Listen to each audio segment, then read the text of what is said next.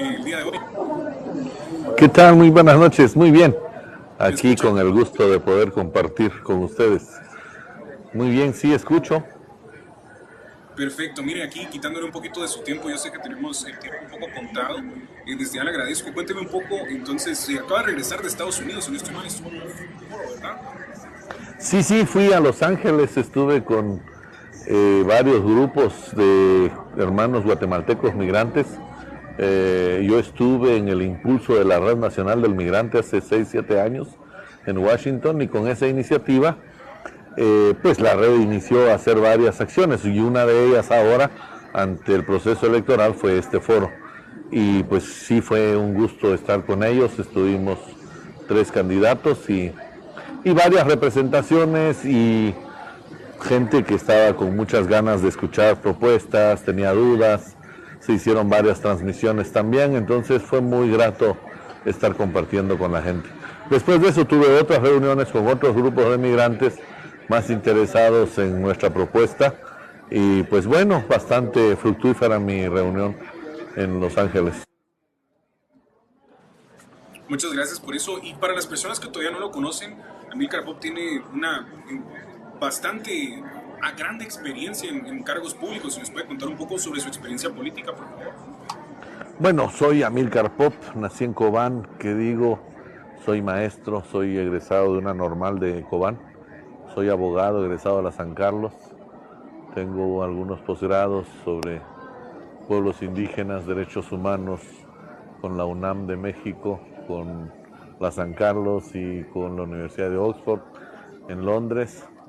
Y también he sido profesor durante 18 años de mi universidad, y en Landívar 5 o 6 años, y he sido profesor invitado en universidades de América Latina y Europa.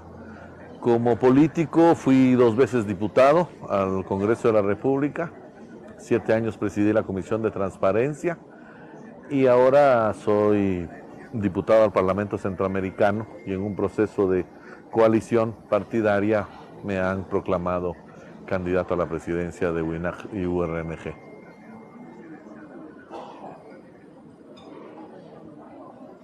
Digamos, muchos candidatos pueden mostrar cierta dificultad al mostrar su ideología. Algo que he notado yo es que la coalición URNG Maíz y WINAC son abiertamente muy claros al decir que son un gobierno de izquierda.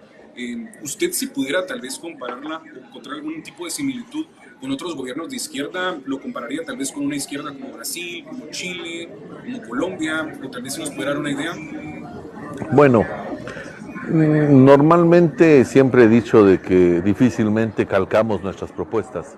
Guatemala es un país único, con una multiculturalidad importante y con una diversidad política necesaria que considerar para el planteamiento de un gobierno. Somos una propuesta de izquierda, por supuesto, y quizás algunos planteamientos muy importantes son dignos de considerar, como Colombia, Chile incluso, pero también muy cerca de nosotros, México, con Andrés Manuel, quizás son de los planteamientos que más coincidiría yo. Ya, mucha gente tiene esta percepción un tanto equivocada a veces cuando se habla sobre la izquierda. Lo más que aparece aquí en los comentarios, incluso se puede ver desde ya, es que nos vamos a convertir en un país como Venezuela, como Cuba, como Nicaragua. Si usted tal vez nos podría dar una cierta postura para tratar de convencernos si en dado caso esto fuera incorrecto, o si fuera correcto, ¿qué es lo que entonces lo identifica a usted? Hay un fenómeno, por supuesto, manipulado, ¿verdad?, sobre algunas personas. A mí me han dicho de todo cuando estoy en las redes, que guerrillero y los epítetos demás, ¿verdad? Primero, pues la edad no me dio para ser guerrillero en la época del conflicto armado, y no represento un planteamiento bélico en el país. Por supuesto que me declaro un hombre de izquierda, pero también no podría declararme un hombre comunista desde esa perspectiva. Creo en la dialéctica y en la evolución del conocimiento, pero no en un proceso estático. Entonces, por eso no me declaro comunista. El planteamiento de los pueblos indígenas no puede encuadrarse en esa visión, y eso hace que evolucione también los planteamientos teóricos. Por otro lado, no nos vamos a convertir en ninguna Venezuela, no es mi deseo, tampoco en Cuba, tampoco es el planteamiento nuestro. Pero lo que sí es cierto es que 70 años de gobiernos de derecha que han saqueado el país nos están convirtiendo en una sociedad peor que Haití, que llevaba los índices más terribles en desarrollo humano. Y eso es peor todavía, porque en medio de la ilusión de creer que estamos bien, resulta que estamos peor que el país más empobrecido de América Latina. Entonces eso debería invitarnos a informarnos más y revisar hasta dónde el miedo de convertirnos en una Venezuela nos ha llevado con estos gobiernos de derecha a ser peor que Haití.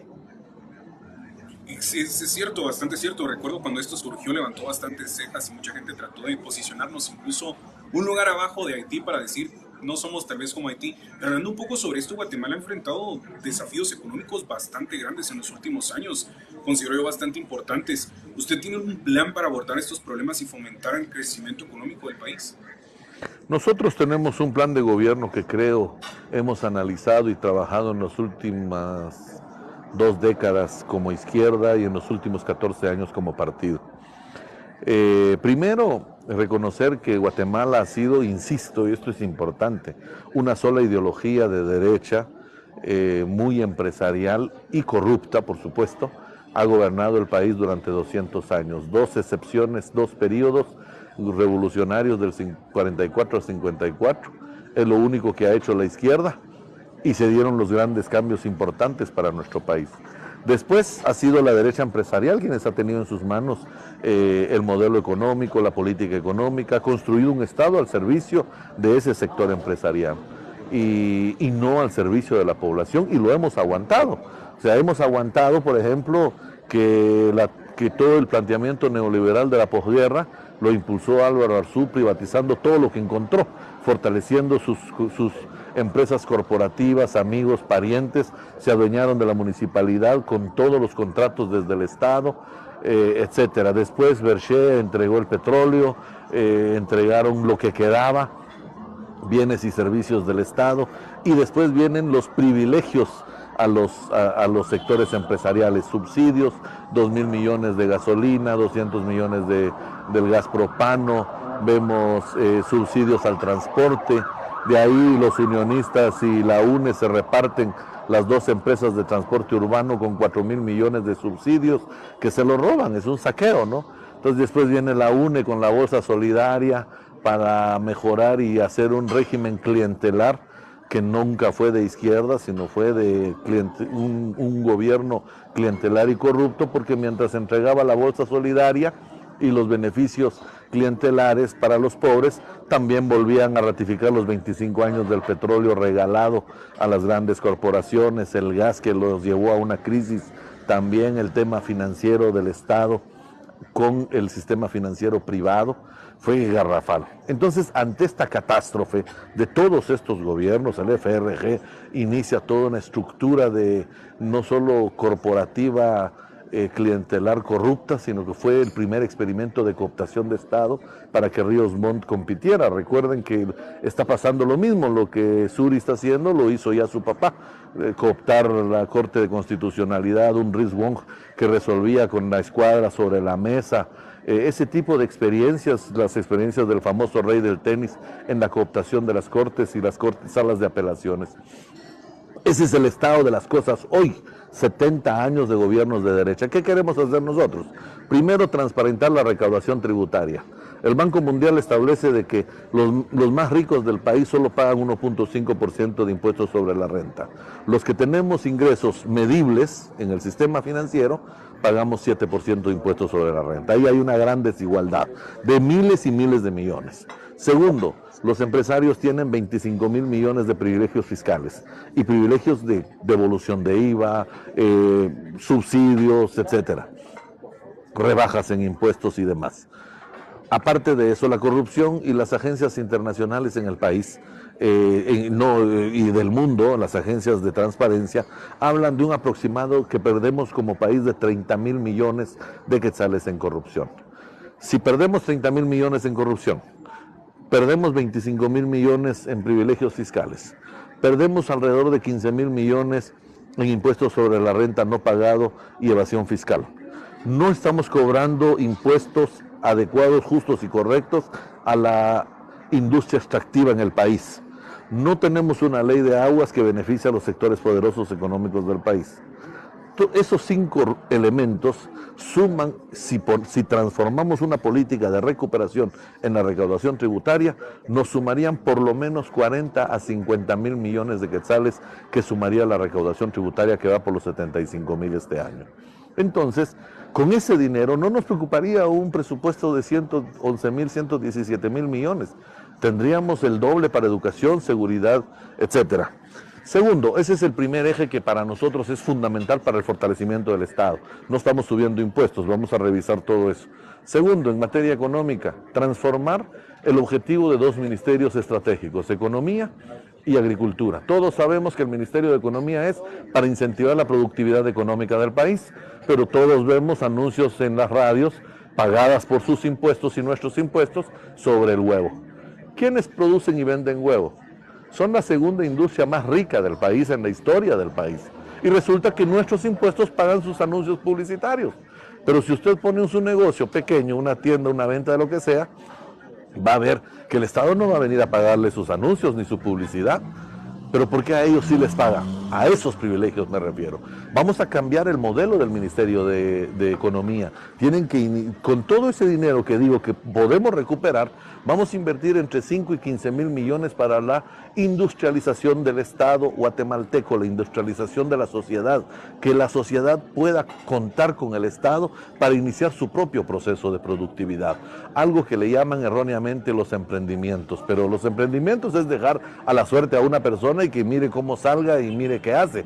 Eso me parece ridículo. El Estado tiene que dar capacitación, formación, acompañamiento y financiamiento. Debemos tener fondos necesarios que subsidien a las familias, a los trabajadores, a los desempleados, para motivar sus capacidades y demás. Segundo, la industrialización del campo y del agro. Cuando hablamos del agro en Guatemala, hablamos de la caña de azúcar, de la palma africana, y otra vez los mismos se llevan los beneficios del Estado.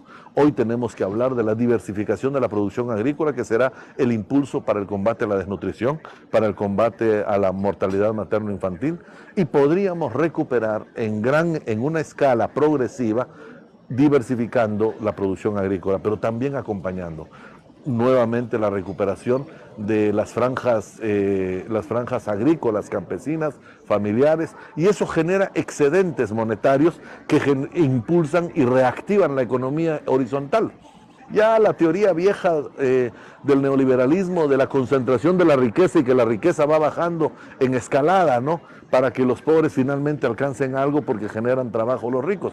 Eso es falso y está más que demostrado que es falso. Necesitamos reactivar la economía en un sentido horizontal.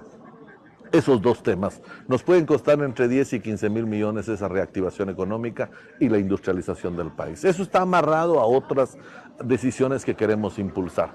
20 institutos tecnológicos en toda la República.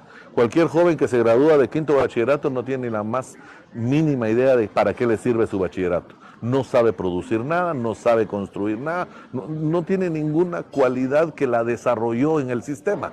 Entonces tenemos que cambiar el sistema, contenido del sistema, mecanismos de control y mecanismos de supervisión y sanción a los maestros.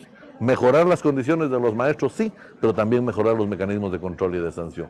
Hoy hay 60 maestros acusados de violencia sexual, abuso sexual, violaciones en todo el país, y ninguno ha ido a la cárcel. ¿Por qué? Porque hay un manto de impunidad pactado por el gobierno central con el gran sindicato. Eso tiene que cambiar. El sindicalismo no es para la impunidad, es para mejorar condiciones de los trabajadores.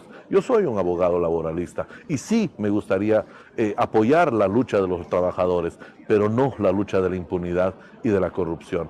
Entonces, cuando logramos darle ese giro al sindicalismo y le damos una capacidad fuerte, técnica, profesional, a los trabajadores y transformar el fin del servicio público, vamos a ver empezar a cambiar el país. Esos 2 y 3 elementos pueden impulsar un nuevo modelo económico en Guatemala. 3 pilares bastante importantes, como usted lo plantea, cambiarían totalmente el sistema del que estamos hablando. Cuando hablamos de corrupción, a mí me queda un poco de inquietud ahí.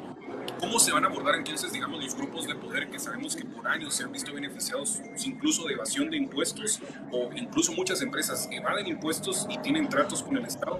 ¿De qué forma entonces se le va a entrar a este tipo de situación para poder asegurar una recaudación fiscal un poco más grande?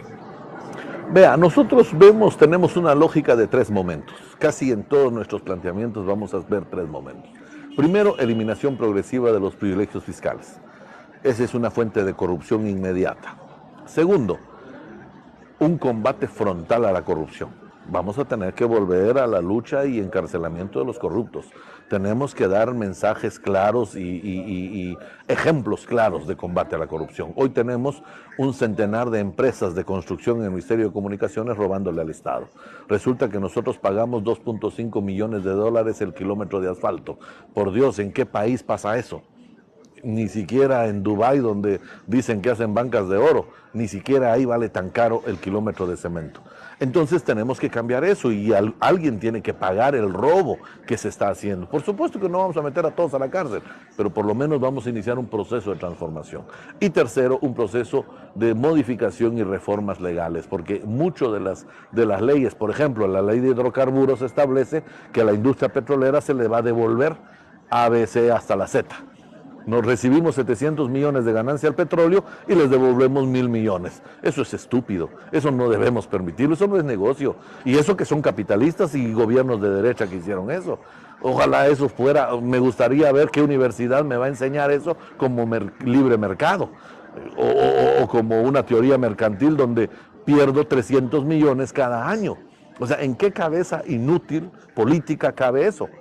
En mentes corruptas, en mentes estrategas corruptas, de familias viejas que tienen 200 años de gobernar el país y de saquear el país y no nos damos cuenta. Entonces, con esos tres momentos nosotros pensamos que podemos combatir la corrupción. Por supuesto que hay decisiones paralelas que hay que tomar. Yo no tengo ningún problema en decir de que si necesitamos apoyo internacional, volvemos a Naciones Unidas, rehacemos otro convenio y buscamos el mecanismo, mejoramos lo que fue la CICIG y volvemos al combate frontal contra la corrupción hasta lograr erradicar ese mal.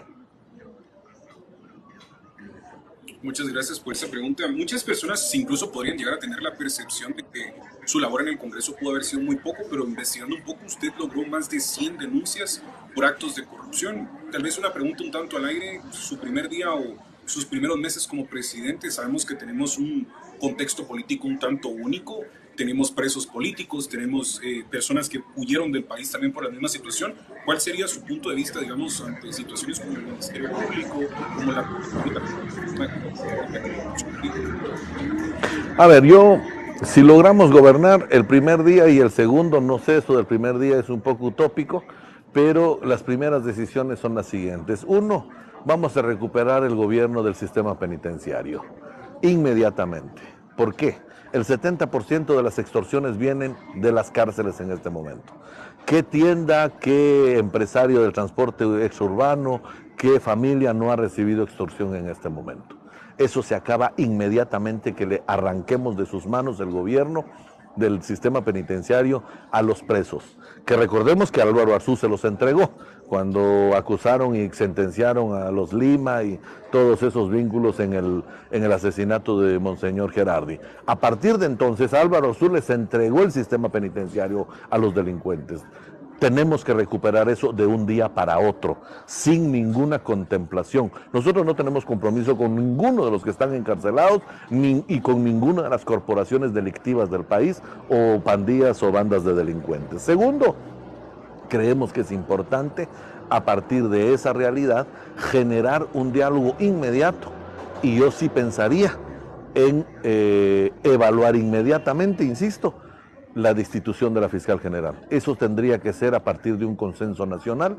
Creemos que hay argumentos fundados para cuestionar su labor en cumplimiento de la Constitución y los fines. No puede ser que una ONG como Fundaterror, financiada por Fundesa, otra corporación multimillonaria del país, sean los que determinen la política criminal de nuestro país. Eso no lo podemos permitir, eso es interferencia en los poderes, eso es obstrucción a la justicia, eso es generar impunidad y esos son delitos y hay que revisarlo. Haremos tomaremos nota de los expertos en esa materia y tomaría la decisión de la destitución inmediata de la fiscal general y que la sociedad y que los órganos que corresponden inicien el proceso que corresponde. Gracias, candidato. ¿No se muestra nada temeroso a saber la reacción de estos grupos de poder que sabemos que tienen cooptada de esta forma el Estado? Y a la hora de que usted plantea este tipo de cambio drástico, digamos, me imagino yo que existirá mucha polarización política, la cual hasta este momento sigue afectando al país. ¿Existe algún plan entonces para fomentar la unidad entre ciudadanos, por así decirlo, y poder abordar al mismo tiempo el problema de la polarización política? Yo creo que uno de los retos del ejercicio del poder precisamente es eso, que uno tome decisiones de manera contundente, no radical, sino contundente, y que sea parte del consenso social. Pero también quiero decirle algo, no me acostumbré a la violencia, pero yo ya viví eso. Yo ya viví 2 atentados en mi contra, viví un atentado, que lo digo sin ningún temor, que el sector privado y Cementos Progreso, a la cabeza don Toribio Acevedo, que está en la cárcel ahora por delitos de lesa humanidad, dirigieron una operación para asesinarme. O sea, ya he vivido eso. Después de llevar a más de 100 funcionarios ante la justicia, 26 alcaldes, 8 ministros, incluidos Sinibaldi. Por eso Sinibaldi inició toda una campaña en mi contra, acusándome que me dio dinero de Odebrecht. Jamás en mi vida he visto a ese señor. Pero entiendo que es la reacción a mis acciones. Incluso, y termino ese punto, donde tenemos que llevar a Otto Pérez y a Roxana Valdetti a juicio también por corrupción y logramos el retiro de su inmunidad en el Congreso. Ese tipo de circunstancias, por supuesto que lo ponen en vulnerabilidad a uno. He perdido prácticamente mi familia en el país, pero creo que hemos caminado por el camino correcto. Y ese es el camino correcto por donde hay que ir y seguir construyendo. Gracias, candidato. Hablando un poco sobre estos problemas que pasan en todo en general y más que todo estoy viendo que la política de usted está dirigida más a comunidades serias vulnerables. El problema de la vivienda y la pobreza afecta mucho a los guatemaltecos y ahora incluso se está viendo el fenómeno de que ya no distingue clases, por así decirlo. La pobreza y el alto costo de la vida económico es bastante alto. ¿Existe algún plan para mejorar, digamos, los problemas y tal vez promover un acceso a la vivienda y al empleo en el país? Tenemos, por supuesto, queremos reactivar el Fondo de la Vivienda, que hoy es una mafia corporativa que se reparten los diputados robándose el subsidio para vivienda. Yo creo que estamos en capacidad. Guatemala produce viviendas, 25,000 el sector privado y 20,000 podría hacerlo el Estado. Creo que sin corrupción y con mayor eficiencia, el Estado podría construir 50,000 viviendas con distintos programas. Esas 50,000 viviendas deberían ser parte de la solución al déficit de unas 400,000 viviendas hasta 600,000 viviendas, dependiendo de los cálculos en todo el país. Empezaríamos por solucionar en los 4 primeros años de una manera contundente el déficit de vivienda. Sumado a ello, otra línea de trabajo es que hay lugares donde la gente ya vive, pero tiene una falta de certeza jurídica de su tierra. Hay varias áreas aquí mismo en la capital con quienes nos hemos comprometido, zona 5, zona 3, etcétera. Nos hemos comprometido a regularizar el estado jurídico de sus casas, viviendas, etcétera, con un programa de apoyo permanente y mejoría de las condiciones de vida de estas personas. Creo que el Estado tendría, no solo tiene la obligación, por supuesto, sino que tendríamos las condiciones, como ya lo he explicado, y los recursos para lograrlo. Este gobierno, por ejemplo, terminó de cercenar toda la política social desde el Estado, desde la firma de los acuerdos de paz. Si reconocemos que hay 1,200 conflictos de tierra en el país, y el gobierno se le ocurre cerrar la Secretaría de Asuntos Agrarios, por Dios, eso es una estupidez. ¿Cómo va a resolver la conflictividad agraria eliminando la institucionalidad del agro del país? Entonces, esa falta de sensatez es lo que lleva a multiplicar la conflictividad en el país. Tenemos que apostarle a la institucionalidad fuerte, tenemos que apostarle a la legalidad, al Estado de Derecho, para resolver los problemas de la gente. Entonces, en materia de vivienda, tenemos esos planteamientos y creo que podríamos recuperar la institucionalidad y la eficiencia y la eficacia del Estado para con la población. Gracias, candidato. Hablando un poco más que todo del partido, nosotros vimos una coalición, algo de lo que se ha hablado bastante y se insiste mucho es en la unión de partidos de izquierda. Existió en la mesa, como por ejemplo se dio anteriormente, fueron coalición de 3 partidos cuando usted llega al poder por primera vez. ¿Estuvo sobre la mesa incluir algún otro partido? Sí, sí, por supuesto. WINAC nace con yo siempre lo dije, nacemos con vocación unitaria para impulsar y resolver los problemas de nuestro país. Nos sentamos con el MLP y pues el MLP en definitiva no quiere, su estrategia es ir Si solo. no sucedió, ¿por qué? O si la coalición con otros partidos. Me detuve porque no creo que no terminé de escuchar la pregunta.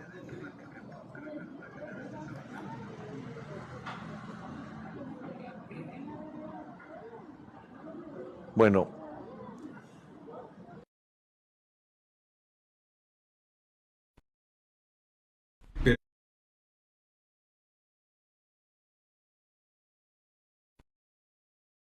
Perdimos al candidato.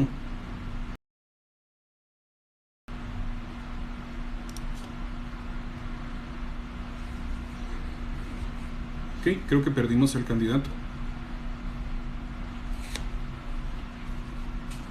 Sí se desconectó él. Es que te quedaste trabado.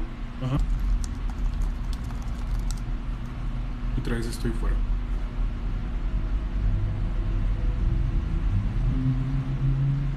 Está revisando con tu. Ok, ahora sí ya estoy de regreso.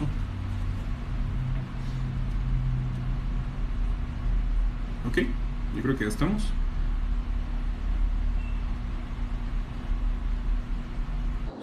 hola, ya estamos.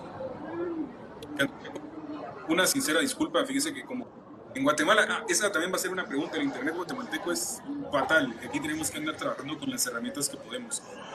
La pregunta que le hacía era exacto, más o menos, ¿existió en la mesa hacer coalición con otros partidos actualmente o no estuvo sobre la mesa o no considera que los otros partidos hayan tenido algo en común con WINAC para existir en esta coalición de izquierda? WINAC nació con una vocación unitaria en el país y tratamos de impulsar esa vocación unitaria. Nos hemos sentado y nuestra secretaria general se sentó a platicar con el MLP y el MLP siempre fue muy tajante, no queremos unidad, vamos solos y cuando gobernemos les llamaremos para ver si nos falta algún cuadro, algún funcionario para que se integre. Fuimos respetuosos de esa decisión y se acabó, ya no hubo más diálogo. Mucha gente sigue que únanse, pero si no quieren, no quieren, se acabó, no se puede. Y no podemos forzar nada, aquí a quién vamos a obligar, por supuesto. Segundo, nos reunimos con Semilla y no tengo ningún recato en compartirles nuestra experiencia, 6 meses de diálogo con Semilla y nos dimos cuenta que somos proyectos distintos. Están cerca de nosotros, pero no somos lo mismo. Entonces a ellos les preocupa ser muy radicales, ser demasiado, ellos decían indigenistas, no es el concepto correcto, pero así lo plantearon, que preferían bajarle un poco a la lucha y al planteamiento étnico, a la lucha y al planteamiento con los trabajadores, a la lucha de los campesinos. Ellos se consideran un poco más de centro, más urbanos y que estaban muy cómodos con eso. Nosotros no podemos sumar esfuerzos con un partido que no está de acuerdo con nuestro planteamiento de reforma estructural del Estado, de combate frontal al racismo, a la corrupción, etcétera, porque entonces sería un problema interno para nosotros. Entonces, ellos mismos tomaron la decisión que por esas razones y otras tomaban la decisión de desligarse.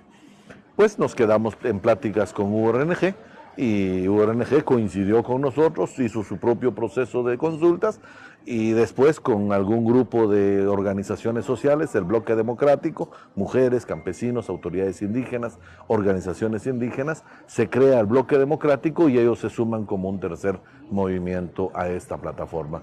En consecuencia somos la única coalición que plantea unidad en la izquierda y en el proceso electoral y somos en este momento el único binomio de la izquierda propuesta en el proceso electoral. Digamos, al llegar al poder, ellos serían los partidos que estarían entonces apoyándolo durante su gubernatura, específicamente en el Congreso, pero ya le hemos preguntado a otros candidatos presidenciales si ellos tienen algún otro gobierno con el cual podrían ellos considerar que tal vez no trabajar, pero sí negociar una cierta parte, porque sabemos que en este caso la oposición sería un tanto fuerte si en dado caso entrara un gobierno de izquierda. Un principio universal de la negociación es ceder. Ceder y pedir. Nosotros tenemos que evaluar qué vamos a ceder. Porque si tenemos que ceder nuestro impulso de transparentar la reforma fiscal, ceder de iniciar un proceso de resolver la conflictividad agraria de manera justa, resolver la recaudación tributaria justa, ceder en luchar contra la corrupción en los movimientos sindical, salud, etcétera, eso lo pensaríamos, y no es tanto con quién hago alianza, es qué me va a pedir a cambio. Y en eso sí tenemos absolutamente claro nosotros, todo va a ser transparente. Y tenemos que tener claridad pública de las decisiones que tomemos y de las negociaciones que se hagan. Hoy podría asegurarle que en este momento no haríamos un acuerdo de gobierno con nadie. Perfecto, muchas gracias. Nosotros entonces cuando hablamos, digamos, sobre un tema bastante delicado, tal vez como la salud, ¿existe algún planteamiento para mejorar el acceso a la atención médica y la cobertura de la salud, de medicinas en el país? Tres cosas incluye el análisis de la salud. Uno, los trabajadores. Yo creo que Guatemala y el Estado le ha dado la espalda a los trabajadores. Vimos la pandemia, se enfrentó sin medicinas, sin vacunas, con una situación precaria en los hospitales, con un gobierno absolutamente incapaz, ineficiente e intolerante, y quienes defendieron con mucha dignidad fueron los trabajadores de la salud. Yo reconozco eso y merecen todo nuestro respeto. Merecen ser redignificados en todo sentido. Pero insisto, mecanismos de control de resultados y sanción para quienes cometen deficiencias. A partir de eso, necesitamos mejorar nuestras capacidades en materia de salud, darle certeza jurídica a su trabajo. Basta ya de tener 20,000, 10,000, 15,000 trabajadores forzados a una lógica clientelar. Tenemos que darles certeza a su labor y entonces exigirles mayor capacidad. Segundo, la infraestructura de la salud es precaria y debe ir a todos los guatemaltecos. Pensamos que estaríamos en capacidad económica de construir 10 hospitales estratégicamente ubicados en distintos puntos de la República. Desde la priorización de la salud materno-infantil, por supuesto, y la salud de medicina general y algunas especialidades. Eso dependerá del que sea designado ministro de Salud y su equipo de trabajo. Tercero, que esto ya va más allá del tema de salud y que va a una dimensión mucho más fuerte. Estamos tocando puertas como la India, que es un gigante en materia de medicinas, y revisar la legislación, especialmente desde el gobierno de Álvaro Colom, pero desde el gobierno de Arzú, que se abren las puertas de las grandes corporaciones estas y se consolidan con Colom, se volvió una mafia corporativa la industria farmacéutica en Guatemala. Debemos destruir la mafia corporativa de la industria farmacéutica. No puede ser que en El Salvador valga 10 veces más barata la medicina o en Estados Unidos vale 10 veces más barata la medicina. Hermanos guatemaltecos migrantes andan buscando medicinas porque no la pueden comprar en Estados Unidos porque no tienen documentación y aquí se paga 10 y 15 veces más caro. Eso debe cambiar. Entonces eso implica varios momentos. Reformas a la institucionalidad, a los reglamentos, pero reformas legales que el Congreso tendría que lograr para garantizar ya mejores controles. Y por supuesto los controles de la compraventa ya. Nosotros avanzamos algo que se retrocedió en este gobierno, en mecanismos de control de transparencia en la ley de contrataciones del Estado. Yo mismo acompañé el impulso de lo que en su momento llamábamos el inventario de proveedores. Cada proveedor debe estar certificado y debe ser transparente su actividad.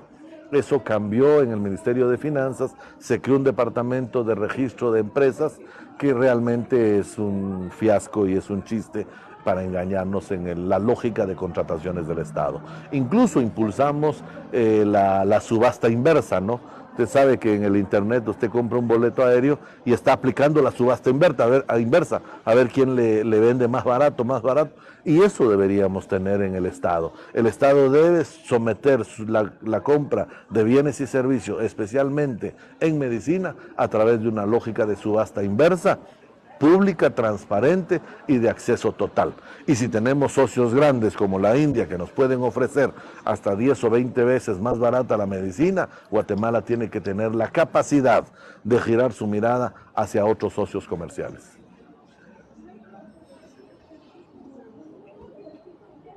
Gracias, candidato.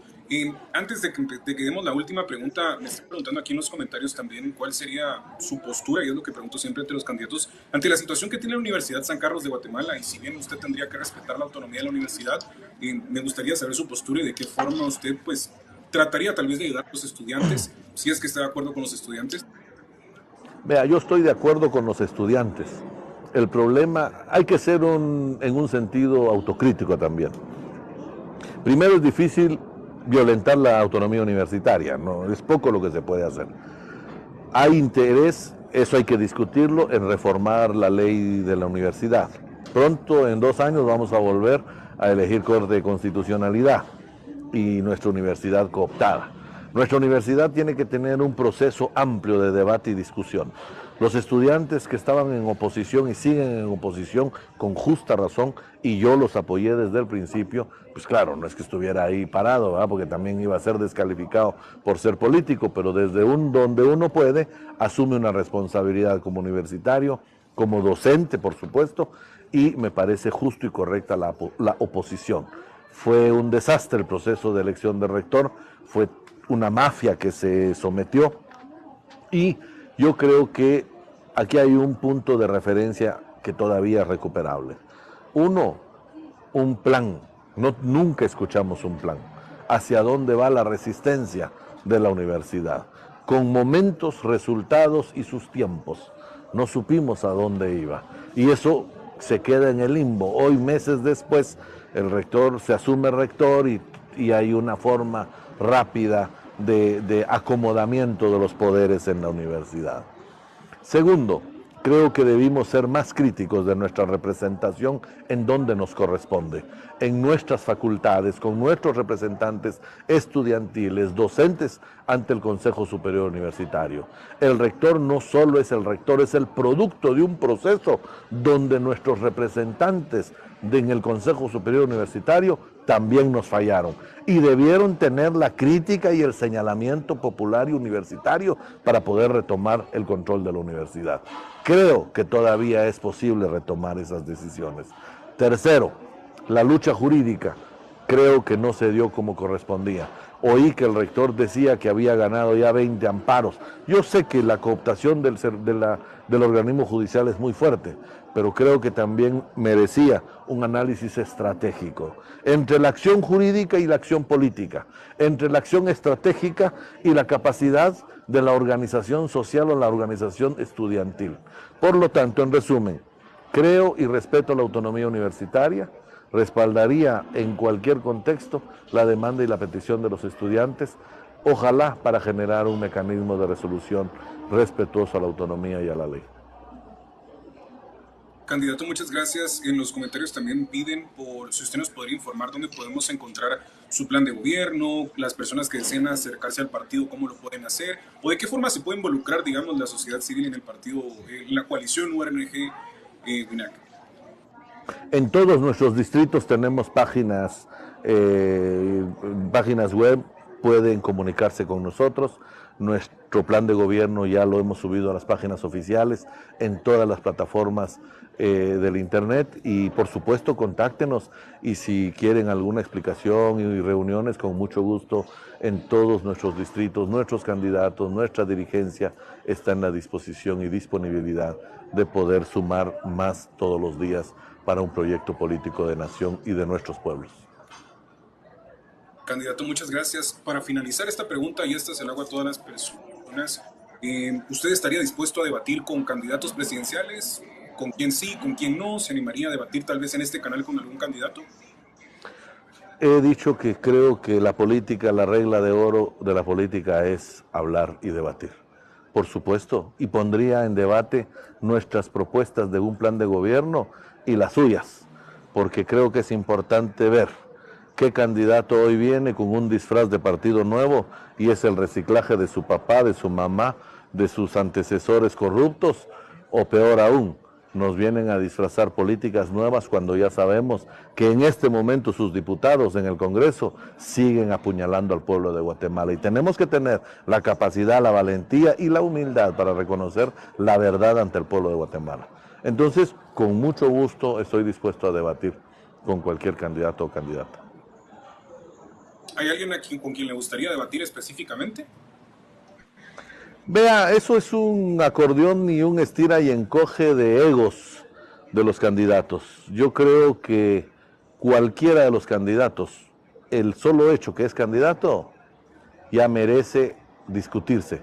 Y si no sirve su plan de gobierno, yo con mucho gusto diría que es absolutamente incoherente lo que está planteando, porque hay un par de candidatos ahí de pequeños estructuras de papel que con un fosforazo se mueren en el acto.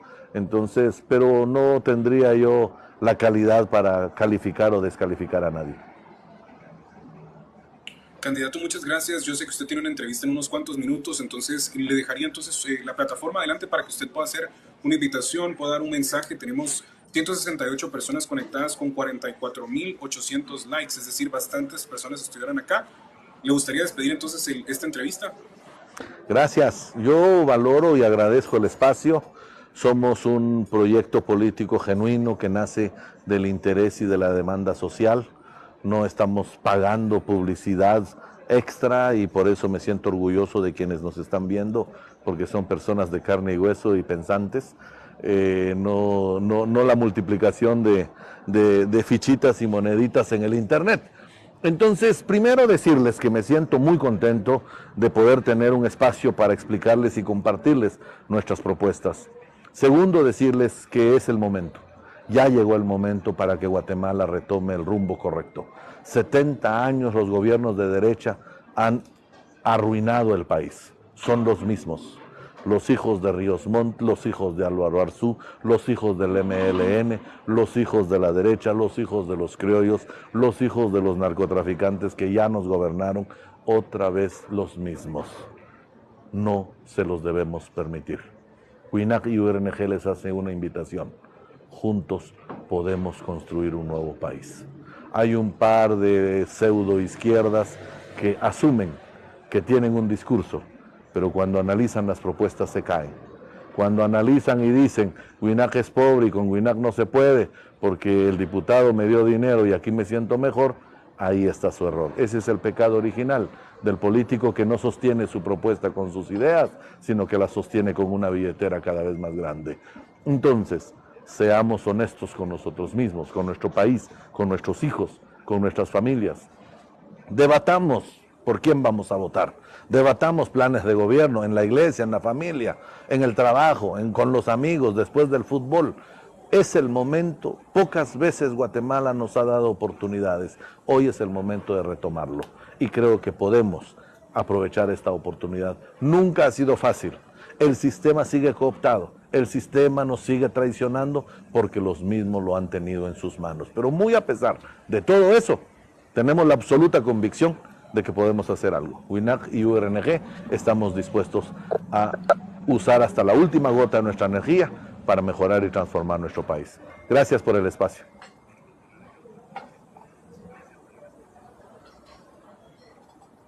Gracias a usted, candidato. Como le decía a todos, mucha suerte en esta contienda electoral.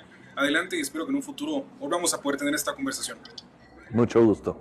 Buenas noches.